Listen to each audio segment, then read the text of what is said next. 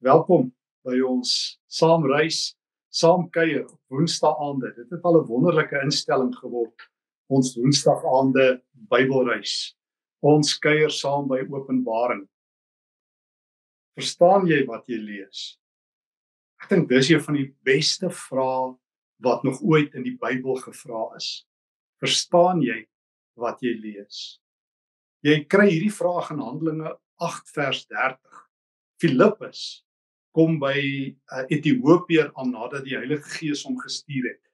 En hierdie Ethiopiër sit met 'n boekrol van Jesaja in sy hand en hy lees.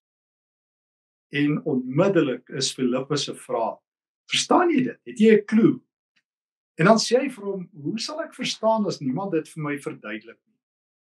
Dit lyk vir my die Here het nog van die begin af mense gestuur. In die Bybelse tyd was dit die skrifgeleerdes en party van hulle was die pad 'n bietjie byster en ook die rabbies.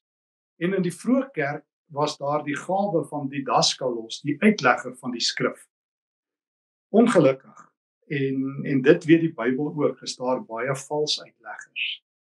Daarom, nou die dag toe ek weer lees hoe iemand met groot stelligheid oor see sê, Jesaja 26 vers 20 en 21 is 'n voorspelling van die coronavirus. Toe wonder ek of hulle al Handelinge 8 vers 30 gelees het. Verstaan jy wat jy lees? Want Jesaja praat daar van mense wat binne sy huis moet bly en in skuilings hulle self moet wegsteek tot die Here se oordeel verby is. En net omdat dit op die oor af klink soos corona, besluit daai ouens, Jesaja het corona voorspel. Soos ons al vir mekaar gesê, dis nogal 'n gevaarlike ding om die Bybel te doen. Om sommer so links en regs te besluit die Bybel voorspel. Ek sê altyd, dink nou maar, jy en ek sit in die 1ste eeu en ons kry die Openbaringbrief en nadat ons hom deurgelees het, al 22 hoofstukke, is daar aan die einde so fyn skrifgie. Ekskuus ouens, hierdie is nie vir julle bedoel nie. Dit gaan die 23ste eeu eers waar word. Daar gaan ons daarom lekker verkil voel. Ons lees die Bybel, jy en ek, oor die skouers van die lesers aan wie dit eerste keer geskryf is. Ja, God se woord is ook vir jou en my bedoel, maar nie eksklusief nie. En veral in hierdie dae dat ouens so vinnig die eindtye roep en die wederkoms roep en alles, dan onthou ek, daar in die 2de eeu was daar 'n ou met die naam Montanus. Hy het 'n beweging begin, die Montanisme. En hier rondom, dink ons 174 Christus, het ou Montanus gekom en gesê die wederkoms, die tweede koms van Christus, dit waarvan Openbaring 20 en so aan praat.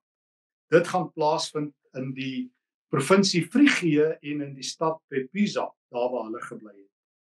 Sy beweging en die profetesse rondom hom het bekend gestaan, hou jou hart vas, as die Illuminati, wat ook so groot term geword het. En noodloos om te sê, dit het toe nie gebeur nie. Maar in daardie tyd, weet ons, was daar die groot plaag, wat miljoene mense doodgemaak het. Party geleerdes reken tot 5 miljoen. Die corona van die 2de eeu. En waarskynlik masels of waterpoppies. En in hierdie tyd het baie mense is aan hulle neuse gesleep deur Montanus, wat sommer net besluit het, hierdie plaag en Openbaring 20 moet die einde wees. En hy het dit aan mekaar gesit, en dan dink ek Handelinge 8 vers 30. Het jy verstaan wat jy lees? Ek druk die knoppie sommer so, fast forward. In die 1340s, in wat ons vandag ken as Sentraal Duitsland, is daar 'n man met die naam Konrad Schmidt. Hy begin links en regs sê, hierdie is die laaste dag. En uiteindelik hier teen 1366, daar wil almal hom omtrent Messias verklaar.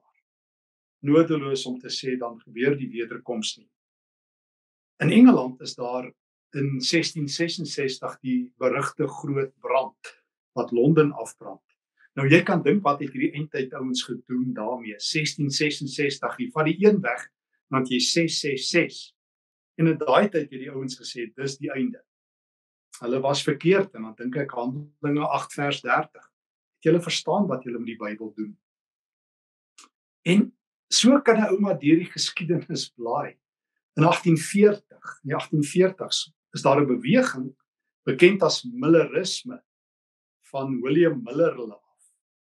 Hulle het begin om die wederkomsdatum in Maart 1841 te voorspel.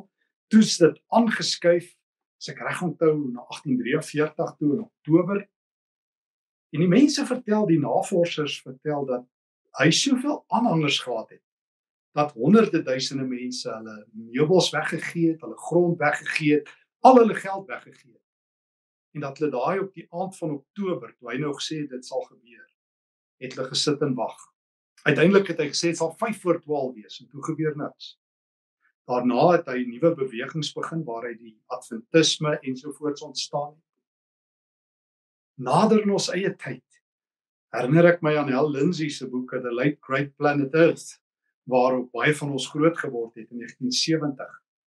En in daai boek, ek het nou die dag weer gaan kyk, sê hy, die Antichrist is reeds in Europa, en Rusland is die rooi perd, van wie ons laas keer gepraat het, en Rusland sal dan nou Israel inneem, en dan sal China nou weer inspring, en die hele oorlog, en dan het jy Openbaring 16, nou nodeloos om te sê, toe dit nie gebeur nie, het Lindsey sy profeseë omgedraai, toe was dit later China, in een van sy boeke wat ek gelees het, selfs ruimtewesens, wat sal ingryp. Dan wonder ek, het hy Handelinge 8 vers 30 mooi verstaan. Ek onthou 'n klomp sulke mense. Wat was die oom se naam wat in 2011 dood is, sy naam het my nou ontgaan, wat so bekend geword het voor die voorspellings van die wederkoms daar in 2011. Eers die wegraping in Maart en toe skuif hy weer na 21 Oktober 2011 toe. Ek onthou, was daai tyd by die Hollandse Universiteit betrokke waar ek moes klas gee. En al wat 'n Hollander is, het daaroor praatjies gehad van gaan die wederkoms nou plaasvind in 2011, 21 Oktober. En op 22 Oktober was hy nie vir kommentaar bereikbaar. So, as jy dus hoor hier in coronatyd, ouens kom en sê, soos wat die ouens gedoen het, nadat Bill Gates in Maart maand gepraat het en gesê het, dalk sal ons moet rekord hou van almal wat die coronavirus het, en dit op 'n database sit, sodat ons beweging van mense kan monitor. Toe sê hulle, aha, Antichrist, merk van die dier, Openbaring 13:16. Dan vra ek, verstaan jy wat jy lees? Hoe lees mens die Bybel? Deur, hoofstuk vir hoofstuk, sê ons vir mekaar elke keer. Ek sê dit sodat ek dit onthou. Ek onthou Paulus in Filippense 3 wat gesê het, jy moet maar dinge herhaal. Dit gee jou sekerheid. En ek onthou my ander belangstelling, die neurowetenskap, ek sê neurowetenskap. Daar sê een van die groot gurus, repeat to remember, and remember to repeat. So, lees die Bybel deur, lees Openbaring deur. Dis nie 'n groot verseboek wat jy jou versie gryp en hardloop nie. Jy lees 6 verse van het vrederyk in Openbaring 20 en dan bou jy jou hele lewe daarop, sonder om te vra, verstaan jy wat jy lees? Hoe lees jy Openbaring? Deur. Nou ja, dis vliegtye, as jy iets geraas oor die bokant ons, bly jy onder die vliegtye, en so nou en dan vlieg daarom nog van hulle. En ons het tot nou toe vir mekaar gesê, Johannes is nie besig met toekomsvoorspellery, met waarsêery, met 'n soort geheime kode, en dan moet ons die slim ouens nou die kolletjies konnekteer. Hy gebruik simboliese taal, hy gebruik apokaliptiek, maar hy het 'n verhaal, 'n openbaring van Christus optrede tussen koms 1 en koms 2. So hy beweeg vir ons wat tyd betref, die groot woord temporeel, eerste koms, tweede koms, en ruimte, hemel, aarde. Nou, verlede keer het ons gesien, hoofstuk 6 het ons gevat van die begin van die eindtyd af, met ander woorde die tyd van Christus, die eindtyd, Hebreërs 1 vers 1 en 2 breek aan, wanneer Christus kom, sy eerste koms. Onthou jy Hebreërs 1 vers 1 en 2? Nou daar het God met ons gepraat op baie maniere, maar in hierdie eindtyd het hy met ons gepraat deur Christus. Eerste koms, en dan eindig het ons gesien in Openbaring 6 by die wederkoms. En ons het daai 4 perde gesien hardloop, en ons was by die wederkoms, so ons kon vooruit sien. Johannes wil die heeltyd deur die Here se Gees vir ons wys wat gebeur op die laaste dag, en ons kon sien 'n klomp mense skree, berge val op ons, heuwels bedek ons, En toe weet ons die toorn van die Here en van die lam het losgebars en die groot vraag waarmee elke hoofstuk afsluit in Openbaring, so spannende oomblik. Wie sal staande bly op die dag van die Here? Sê hoofstuk 7, kom ons antwoord. Gaan ons weer 'n keer van die begin van die eindtyd tot die einde van die eindtyd? Eers lees ons alle gelowiges word gemerk. Die besbewaarde geheim van die Nuwe Testament is dat die merk van God belangriker is as die merk van die dier. Kan ek weer sê, kan ek die geheim uitlaat? Ek hou van Paulus wat geheime uitlaat. Hy sê in Kolossense en in Efesiërs dat hy die sleutel vir die misteries van God en dan maak hy die geheime bekend. Die besbewaarde geheim van die Nuwe Testament is die merk van die Here. Openbaring 7. God merk sy mense op hulle voorkoppe. Daai merk van Openbaring 13, 16 tot 18 waar mense op hulle voorkop of op hulle regterkant kies, dis net 'n mooitjie wat hier voor my vlieg. Daai merk is 'n copycat. Die Satan merk sy mense omdat hy God naboots. Sal as die Here wil volgende keer daarby stil staan by die berugte beroemde merk van die dier. Maar vanaand hoor ons gelowiges is gebrandmerk hoofstuk 7 deur Christus. En hoofstuk 7 eindig met die wederkoms, dit vat ons aan die kant die wederkoms. Maar ek wil saam met jou so 'n bietjie net so 'n paar pennestrepe trek saam met jou in hoofstuk 8 en 9 en 10 en 11. Nou, dis 4 hoofstukke, so ek gaan nou nie in detail daaraan vasval nie. Maar jy het mos nou die prentjie. En soos ons laas vir mekaar gesê het, Johannes hoef nie oor en oor te sê. Ons almal weet dit van nature, as jy 'n kinderfliek kyk, dan hoef daar nie elke 5 minute 'n boodskapie op te flits. Onthou hierdie se kinderstorie, dit het nie regtig gebeur nie. Jy weet dis die genre. En as jy 'n koerant lees, dan weet jy dis die genre. En as jy na 'n gelykenis van Jesus luister, dan sê hy vir jou, hierdie is 'n gelykenis. Hy hoef nie vir elke 3 sekondes te sê, onthou nou dis 'n gelykenis. So Openbaring het ons nou die skema. Nou hoofstuk 8 en 9. Hoofstuk 8 vanaf vers 6. Begin daar 'n klompie trompette blaas.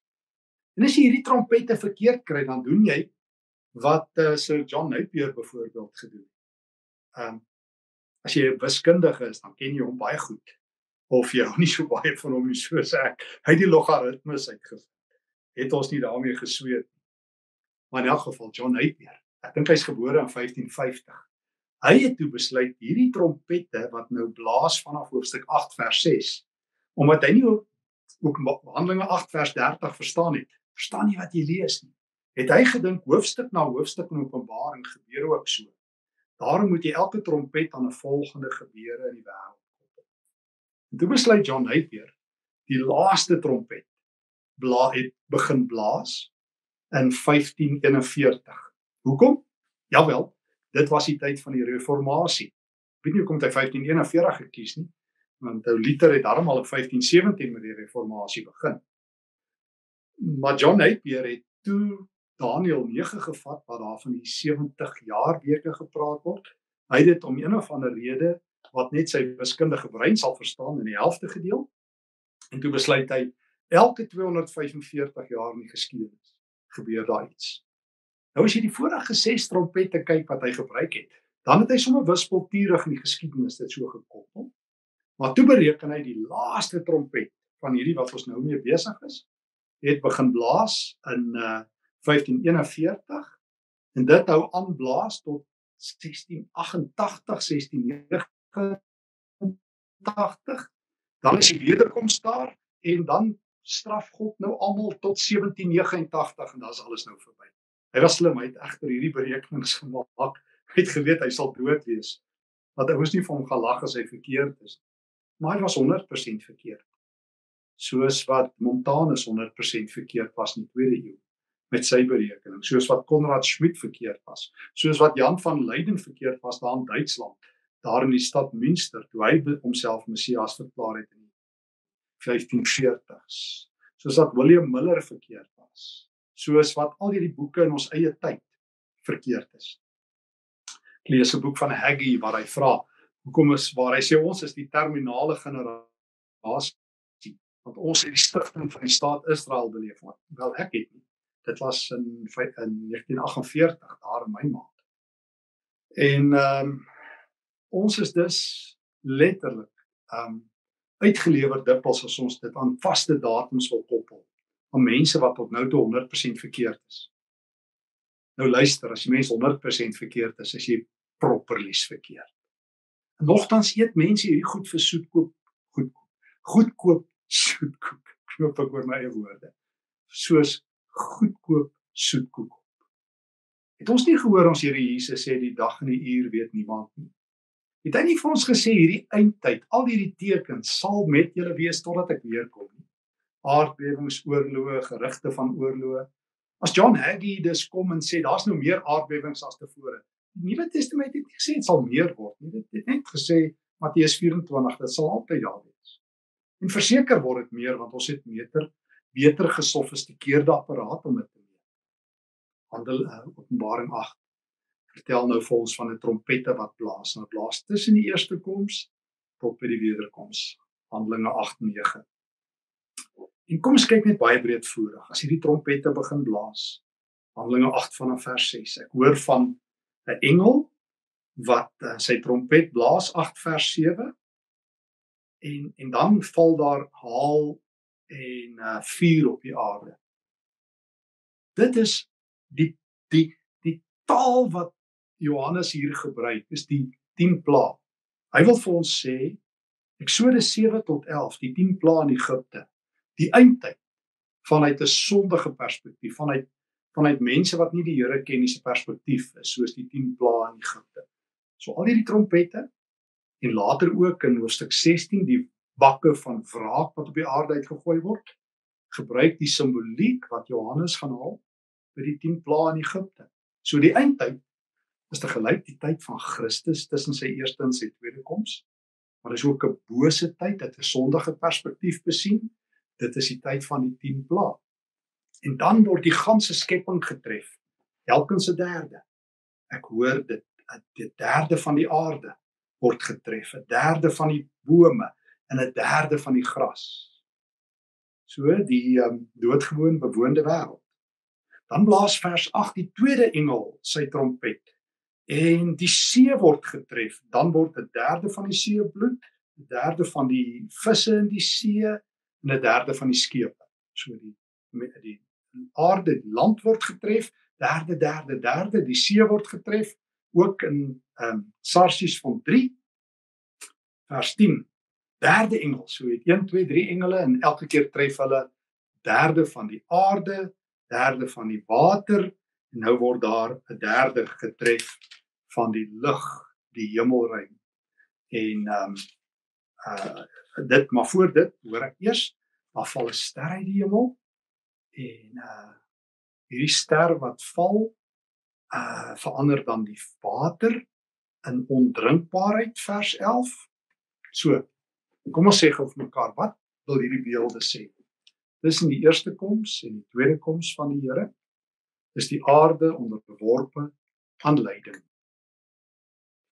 Varswater, die seewater, die lug en die land. Want net daarna vers 12, is daar 'n vierde engel wat blaas, en dan word die hemelligte getref. Ook elke keer 'n derde. So varswater, see, land en lug. Die totale skepping word getref, ly. Maar net 'n derde, wat vir ons sê 2/3 word gespaar. So in hierdie harde tyd waarin ons lewe, is daar ook genade. En dan eindig hoofstuk 8 met 'n uitroep, wee, ook 3. Alles in hoofstuk 9 hardloop op die simboliek van 3. Derde van die land, 'n derde van die see, derde van die varswater, derde van die hemelruim. Nou roep 'n engel ook 3 keer uit, letterlik wee. 'n klaaglied in die Grieks, oei, wat eintlik beteken tragedie. As die volgende, die 5de engele begin blaas. Dit gebeur in hoofstuk 9. Nou hoofstuk 9 is 'n lekker teks vir ouens wat Handelinge 8 vers 30 nie ernstig opvat nie. Verstaan jy wat jy lees? Hier lees ek van skorpioene.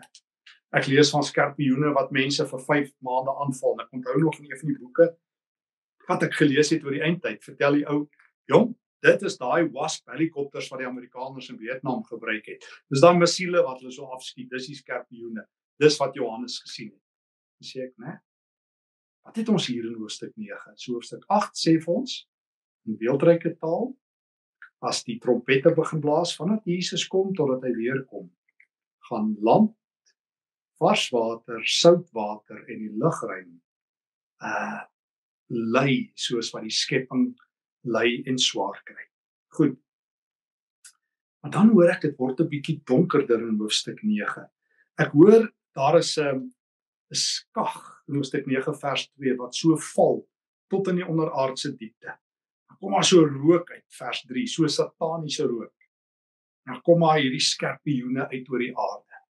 Dis letterlik simboliek om die bose, die Satan en sy werkers op die aarde te sien. Dis amper 'n poging tot 'n godsverduistering. Nie 'n sonsverduistering nie. Die sataniese magte hardloop so skorpioene oor die aarde en probeer God se wêreld, God se mense verduister. Maar hoor nou baie mooi, want ouens lees dit mis. Openbaring 9 vers 4. Maar hulle mag nie hierdie engel wat op sy trompet blaas, hierdie diere wat hierdie skorpioene wat losgelaat word, hierdie sataniese magte, mag nie gelowiges wat deur God gemerk is, enige skade aandoen in 9 vers 4. Maar die res kan hulle vir 5 maande, 9 vers 5, skade aandoen. Hoekom 5 maande? Want ons het nou so skorpioene en ons het sprinkane wat op die aarde los is. En die meeste ou antieke mense het geglo die leeftyd van 'n sprinkaan is vir 5 maande. So wat se beeld het ons hier? Ons het die beeld van sprinkane en wat die mag het van skorpioene. Waar kry Johannes dit? Hy kry die sprinkaan plaag met die 10 plaag. Hy onthou Joël 2 sprinkane. En soos dat sprinkane swerm en alles vernietig, so is die bose magte uit om die wêreld te vernietig. Maar luister, gelowiges is gemerk, Johannes 7. Jy moet hierdie teks lees, anders te maak dit jou moedeloos, maar jy moet onthou hoofstuk 7, toe daai ruiters begin hardloop het, terwyl die seels oopgemaak is. Dis gelowiges gemerk. En nou terwyl die trompette blaas en gelowiges wonder, hoe gaan ek dit maak? En ek so kyk kry en al die goddeloosheid in hierdie wêreld en al die vernietiging. Dan hoor ek God beskerm sy mense. Mens die kerk het dit vir my duideliker gesê.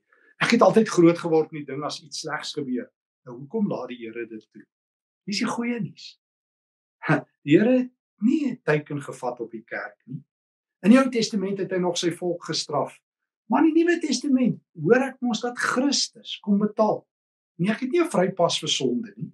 Ek het nie doen 10 gratis sondes en get out of jail free nie. Mense wat so oor God dink verkeerd. Maar Jesus het tog tussen my en God kom instaan. Hy het agteruit betaal en vooruit betaal. Hy het nie net vir my dade betaal nie, hy het betaal vir my. Jesus het nie net, hoor nou mooi, as te hoor jy, dit ging my verkeerd hoor. Jesus het nie net vir my sondes gesterf nie. Asof sonde iets los is van myself nie. Hy het vir my gesterf. Hy het nie net gesterf vir 'n virus wat in my ingekom het genaamd sonde nie. Hy het gesterf sodat ek syne is vir altyd. Daarom straf God nie meer sy kerk nie. Hy wil nie dat ons in kruisvuur beland nie. Ons is soos die Israeliete, daar's bloed teen die deure. Ons het God se naam, die bose, wanneer hierdie strawwe op die sondige wêreld loslaat, kan ons nie tref nie. En dan word hierdie beeld nog erger aan die einde van hoofstuk 9. Uiteindelik is hierdie sprinkane vanaf vers 7, lyk hulle soos perde, hulle het hierdie verskriklike hare, en hulle tande soos leeu's, hulle hare soos vroue wat los is, en hulle sterte soos skorpioene. Hierdie is 'n groteske voorstelling van die sataniese magte, wat daarop uit is, die groot vyand van die Here, om hierdie wêreld te mislei en te verlei en te vernietig. Maar hoor gou ietsie. Jy moet tog nou nie vir 'n oomblik dink soos baie van die mense dink wat lyk vir my groot kenners van die duiwel is nie. Want ongelukkig is daar baie Christene wat beter kenners van die duiwel is as van God, want hulle verstaan nie wat hulle lees nie. Verstaan nie wat die Nuwe Testament oor die Satan leer nie en die Ou Testament. Maar die interessante van hoofstuk 9 is al hierdie sataniese magte wat los is, teiken hulle eie mense. Dit is, gelowiges word nie geteiken. Hierdie tyd van swaar kry op aarde, waar almal gepynig word en ly, is gerig op Satan se eie mense. Hy is verdeel teen sy eie ryk. Daarom het hy 'n koning, vers 11, die koning van die onderwêreld, Abaddon of Apollyon in Grieks. So hoofstuk 8 en 9 is 'n klein bietjie mismoedig. En dit vat ons vanaf hoofstuk 9 vers 13 tot 19 tot so min of meer by die wederkoms. Dit vertel vir ons van hoe hierdie magte in hulle miljoene opruk teen die Here en hoe hulle dan gestraf word. Maar nodeloos om te sê, hoofstuk 8 en 9 laat mense bietjie moedeloos, as jy nie aanhou lees nie. En ek wil ons laaste stukkie vanaand in ons reis, wil ek aanstoot na hoofstuk 10 toe. Kom ons vat weer saam. Hoofstuk 8 en 9 sê vir ons tussen die eerste koms en die tweede koms, gaan ook trompette blaas. Daai trompette oorvleuel met die 7 seels. Johannes sien nou net 'n bietjie meer detail. In sy eerste kyk, soos wat die Here vir hom gegee het, was dit verskillende ruiters, wat ry tot by die wederkoms. Nou sien hy dat tussen hemelvaart en wederkoms, skepping, varswater, see en seebronne en die lug getref sal word. Kan wonder nie, Paulus vat eintlik hoofstuk 8 en 1 vers saam, Romeine 8:23. Die skepping sug, die skepping roep uit na verlossing by die Here. En nou hoor ek in hoofstuk 9 dat, moenie dink God is besig om mense te straf wat aan hom behoort. God laat die bose magte los en uiteindelik draai hulle teen hulle self. En Jesus het ons gesê, geen huis wat teen homself verdeeld is kan bly staan. So die sataniese magte pynig eintlik hulle eie mense. En daar sal tot by die wederkoms chaos wees. En dit sal aanhou tot aan die einde. Maar nou is die vraag, Johannes, asseblief, het jy nie 'n openbaring? Wat vir ons as gelowiges? Hoofstuk 10. Johannes sê, ek is so bly jy het gevra. Toneelwissel heeltemal. En ek gaan net met hoofstuk 10 afsluit. Dit is so 'n mooi hoofstuk. Hoofstuk 10 sien Johannes ewe skielik 'n engel wat uit die hemel uitkom, 'n groot engel. Maar selfe groot engel waarskynlik van hoofstuk 7 wat gelowiges gemerk het. En hierdie engel is reusagtig. So groot dat sy een voet op die land is en sy een voet op die see. Dit is verseker die aardsengel, een van die aardsengele wat die Jode geken het. Miskien Michael, dit word nie gesê nie. Maar hierdie engel, as hy praat, het sy stem, 10 vers 4 is so 7 donderslae. En dan praat hy en hy onderwerp hom aan die Here. Want dis die een ding wat ek weet van al die engele van God, soos Hebreërs 1 leer. Hulle werk vir die Here. Dis net Hollywood wat hierdie idees in mense se koppe gesit het, dat engele eie losstaande roetes hier op aarde kan doen en verlief kan raak op mense en Hollywood kan help om geld te maak en wie weet wat alles. New Age het hierdie soort engele geskep met wie jy kan kommunikeer en wat jy moet beskerm en wat se klere jy aantrek en kleure dan trek jy hulle aan. Dis New Age, moet jy nie daaraan steur.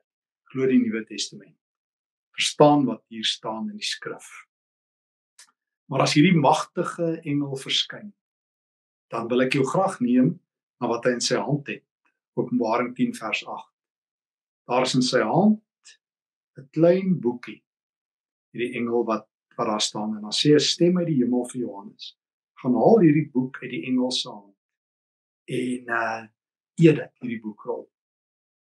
Nou ek lees in Esegiel 2 van hierdie boekrol wat Esegiel ook moes eet. In Jeremia 33 is daar ook sprake. En as Johannes hierdie boekrol neem en eet, vers 10 van Openbaring 10, is dit soet soos heuning in sy mond, maar toe dit sy maag tref, is dit bitter. En toe sê die stem vir hom: "Jy moet nou gaan profeseer aan al die nasies en tale." Hoekom hierdie snaakse hoofstuk? Hoofstuk 8 en 9, hierdie sataniese magte wat los is, die Satan wat in homself draai. Die skepping wat lei tussen die hemelvaart en die wederkoms. Ewe skielik in hoofstuk 10. Johannes, kom ek wys jou. Kom ek wys jou, hier kom 'n engel met 'n boekie. Neem my boekie, eet dit. Dit sal soet in jou mond wees en bitter in jou maag, net soos in Esegiel se tyd. Behalwe by Esegiel 2, is dit net een van die reaksies wat hy kry. Kom ons dink gou, wat beteken soet in die mond? Maklik om te hoor. Jy moet die Here se woord eet, want hierdie raadsplan wat die engel in sy hand hou, word nou aan gelowiges gegee. Kan ek jou gou vat na Matteus 28 vers 19 en 20 toe? Wat was Jesus se laaste woorde? Gaan na al die nasies toe. Wat het gebeur in Johannes 20 daarvan vers 19 tot 24, daai eerste Sondag aand? Het Jesus op sy disippels geblaas, sê ontvang die Gees en gaan na al die mense toe. Wat julle op die aarde oopsluit, sal oopgesluit bly, en die hemel oopgesluit bly.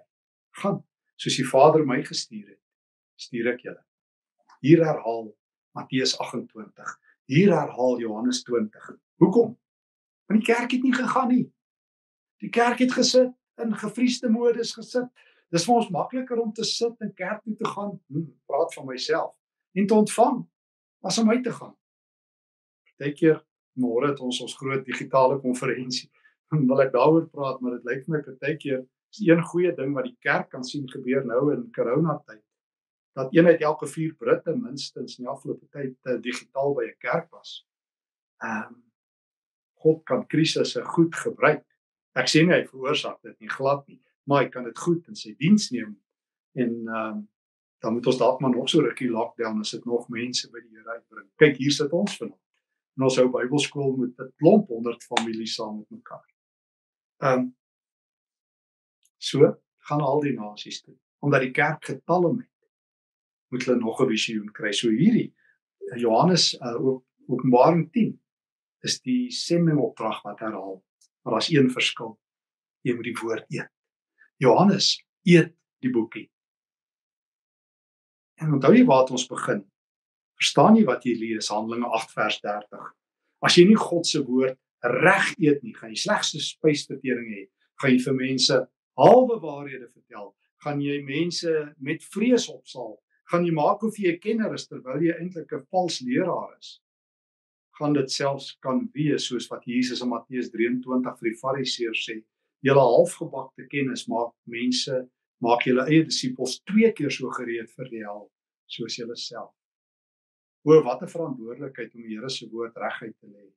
Ons elkeen wat dit doen op verskillende maniere, moet weet dat dit 'n geweldige verantwoordelikheid is. 1 Korintiërs 3. Ons moet seker maak ons bou met suiwer goud. Ons bou mekaar op in die Here se woord. Ons maak mekaar nie bang. Maar ons moet ook weet jy moet die woord eet. Dit is waarmee ons vanaand besig is. Ek meen ons kon nou gesit het en 'n goeie ou fliek gekyk het of dalk nog 10 vervelige boodskappe rondgestuur het. Of saam met al die klaars gesit en klaar het. Maar nou is ons by God se woord. En onthou jy wat gebeur as mens by God se woord is? Onthou jy wat het die Emmausgangers in Lukas 24 vir mekaar gesê? Het ons harte in die vlam gevat toe die Here met ons gepraat het. En onthou jy wat kom sê die Here? Jy kan hier nou blind kyk teen hierdie swaar kry wat die skepping het. Die coronavirus pas ook in op die skema van die skepping wat ly. So hoofstuk 8 resoneer en hoofstuk 9 resoneer ook in ons tyd, sien ons goddeloosheid en godloosheid. Maar wag, stop. Moet jy nie blind kyk daarteen nie. Sien Jesus raak, sien die engel raak, sien hoe hy jou uitroep tussen al daai skare, jy wat gemerk is, en sien hoe hy vir jou sê, eet die boekie. Verstaan jy wat jy lees? As jy die woord eet, sal jy. Onthou jy Petrus se woorde in Johannes 6. Toe al Jesus se disippels hom wou verlaat en net die 12 oorgebly het. En Jesus vir Petrus gevra het, wil jy nie oploop nie? Toe sê hy, Here, nee, die woorde wat vir ewig lewe gee. Here, ek het die woord geëet. Eet die woord en lewe. Eet die woord en lewe. Psalm 1 sê dit gaan goed met die mens wat nie die raad van goddeloses volg, nie met ligsinniges omgaan en met hulle saamspan nie, maar wat my woord dag en nag oordink. Hy en sy is soos 'n boom wat by die waterstrome geplant is. Maar Jesegiel 2 en Openbaring 10 sê, eet die woord. En dan kan jy uitgaan. Weet jy dis hoekom baie mense so sukkel om getuies vir die Here te wees? Hulle is nie genoeg in die skrif nie. Hulle deurdrenk nie hulle hart en hulle gedagtes met die Here se woord. Sluit af, as net 2 dinge wat jy dag en nag moet doen. 1 Tessalonisense 5 vers 18, bid sonder ophou. En Psalm 1, oordink die woord dag en nag. Eet dit, maak 'n deel van jou metabolisme en jy sal lewe. Wat 'n voorreg om hierdie boek vanaand te kon gedoen het. Kom ons sluit af en dan sê ons vir die Here dankie. Dankie Here Jesus dat U lewe. Dankie Here dat al lei die skepping en ons sien dit, vars water en die soutwater en die lug. En al sien ons Here hoe sataniese magte met groot chaos besig is, dan weet ons U merk U eiendom. U weier om U eiendom te straf, want Christus het klaar betaal. Dankie dat ons gemerk is. Dankie dat ons aan U behoort. Hierdie krom en verdraaide geslag. Gee dat ons sal skyn soos ligte bo op 'n stad, bo op 'n berg. Here, gee dat ons U waarheid sal uitleef. Gee dat ons die woord wat ons vanaand geëet het, diep in ons harte se brandkluis sal bære. Dat ons die woord sal oordink soos wat Maria gedoen het en daaruit sal gaan lewe. Gee dat U woord vir ons die lig vir ons pad sal wees, verlig ons lewe. Ons vra dit in Jesus se naam. Amen. Vrede en dankie dat ons kon saamreis.